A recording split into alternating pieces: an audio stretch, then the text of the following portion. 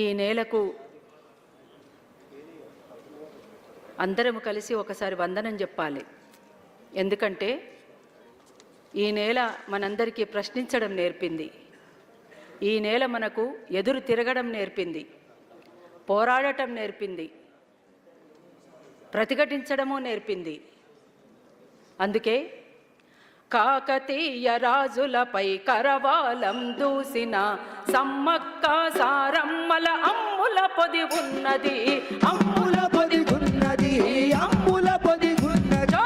కాకతీయ రాజులపై కరవాలం దూసిన సమ్మక్క సారమ్మల అమ్ముల పొది ఉన్నది, అమ్ముల పొది ఉన్నది, అమ్ముల పొది ఉన్నది. ఈ ప్రజారాజ్య స్థాపనకై ప్రాణాలర్పించిన నాటికెల్లా రైతుల ఆయుధాలు ఉన్నవి, ఆయుధాలు ఉన్నవి, ఆయుధాలు ఉన్నవి.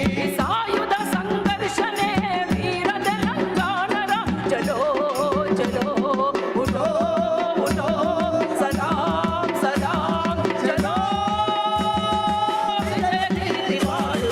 సలామంటూ సాగుదాం, అమరుల జయగానమై తెలంగాణ నేలుదాం, అమరుల జయగానమై తెలంగాణ నేలుదాం, అమరుల జయగానమై తెలంగాణ నేలుదాం, అమరుల జయగానమై తెలంగాణ నేలుదాం.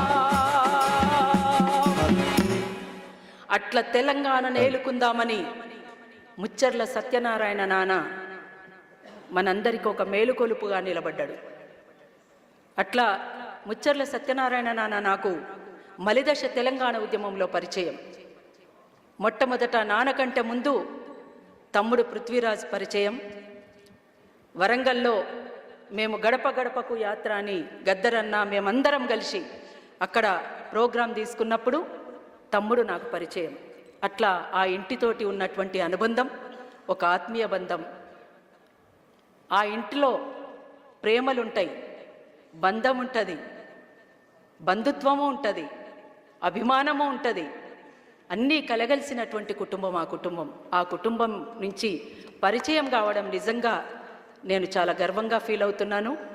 నాన్న ఎప్పుడు కూడా నోరారా బిడ్డ తల్లి అని మాత్రమే పిలిచేవాడు. ఈ రెండు పదాలే ఆయన నోటి నుంచి వచ్చేటివి. బిడ్డ కూసుందూరా, తల్లి ఇన్ని రోజులు ఎటువైనవు, కొంచెం ఆలస్యమైతే చాలు, తల్లి ఇన్ని రోజులు ఎటువైనవు అంటుండే. తమ్ముని మీద చాలా ఆశలు ఉండే నాన్నకు. నాన్న ఉన్నప్పుడే తమ్ముణ్ణి ఎమ్మెల్యేగానో ఎంపీగానో చూడాలి అని కలలు కన్నాడు నాన్న. సరే, తను నిజంగా విప్లవకారుడు కాదు, కానీ విప్లవాన్ని కాంక్షించినటువంటి వాళ్లతో సమానంగా తను పీడనకు గురవుతున్నటువంటి వాళ్ళ పట్ల మమకారం పెంచుకున్నాడు. ఆయన కమ్యూనిస్టు కాదు, కానీ ప్రజాస్వామిక విలువలకు కట్టుబడి పనిచేసినటువంటి వ్యక్తి, ఎదిరించినటువంటి వ్యక్తి, అణిచివేత కులాలకు అండగా నిలబడినటువంటి వ్యక్తి. సమ్మక్క సారక్కల చరిత్ర కలిగినటువంటి ప్రాంతం నుండి బహుజనులను ఏకం చేసినటువంటి సర్వాయి పాపనుల కాలం నుంచి, అక్కడ దొడ్డి కొమరయ్య నుంచి, చిట్యాల ఐలమ్మ నుంచి, ఆ ప్రాంతానికి ఉన్నటువంటి ప్రాముఖ్యత నుంచి ఎదిగి వచ్చినటువంటి, మనకు అంది వచ్చినటువంటి ఒక గొప్ప మహామనిషి ముచ్చర్ల సత్యనారాయణ నాన్న. ఇవాళ ముచ్చర్ల సత్యనారాయణ నాన్న యొక్క జయంతి ఇయ్యాల. రేపు మా నాన్న కామ్రేడ్ బండ్రు నరసింహులు గారి వర్ధంతి. ఈ తెలంగాణలో నాకు ముచ్చర్ల సత్యనారాయణ నాన్న తర్వాత మళ్ళీ యాదికొచ్చేటువంటి నిఖార్స్ అయినటువంటి, నిబద్ధత కలిగినటువంటి, నిజాయితీ కలిగినటువంటి వ్యక్తులు ఎవరు అనంటే మొత్తంగా చూసుకుంటే నలుగురు యాదికొస్తారు.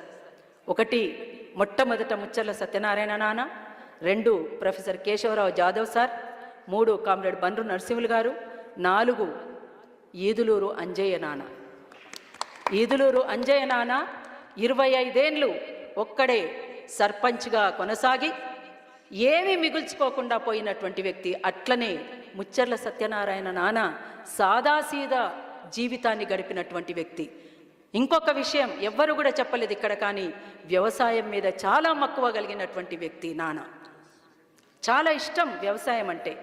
మనం ఆ ఇంట్లోకి అడుగు పెట్టగానే మనకు కనబడే ఒక ఫోటో నిజంగా అందరికీ కళ్ళకు కట్టిపడేసే విధంగా ఉంటుంది. నాన్న భుజం మీద ఉన్నది నువ్వేనా తమ్మి? ఈయన ఎక్కడో లేడు, ఇంతెత్తుకున్నా కానీ అక్కడే భుజం మీద ఉన్నాడు. అట్లా ఇష్టమైనటువంటి కొడుకుగా నాకు తెలుసు. ఆ ఇంట్లో అందరూ కూడా ఇవాళ చాలామంది నిజంగా నేను కొంతమంది ఎవరో మాట్లాడినరు, ఇవాళ ఎవరిచ్చిండ్రు ఏమిచ్చిండ్రు మాకు అని ప్రశ్నిస్తున్నారు తల్లిదండ్రులను. కానీ భూమి మీద పడేసినందుకే మీరు రుణపడి ఉండాల్సినటువంటి అవసరం ఉంది. అందుకే వీళ్ళు ఆ కుటుంబం అంతా కూడా నాన్నను సమున్నతంగా ఎత్తిపట్టడానికి మరింత కృషి చేస్తున్నారు. చూడండి, ఆ ఆరాటానికి సలాం చెప్పాల్సినటువంటి అవసరం ఉన్నది. తప్పిస్తుంటాడు నాన్న గురించి. ఈ పుస్తకం రావడానికి ఇంకో పుస్తకం కూడా రావాల్సింది ఉండే. ఈ పుస్తకం రావడానికి ఎంత కష్టపడ్డాడు మేము చూసాం. 4 రోజుల క్రితమో 5 రోజుల క్రితమో వచ్చి రాత్రి 10:30 11 గంటలకు అరుణోదయ ఆఫీస్కి వచ్చిండు తమ్ముడు.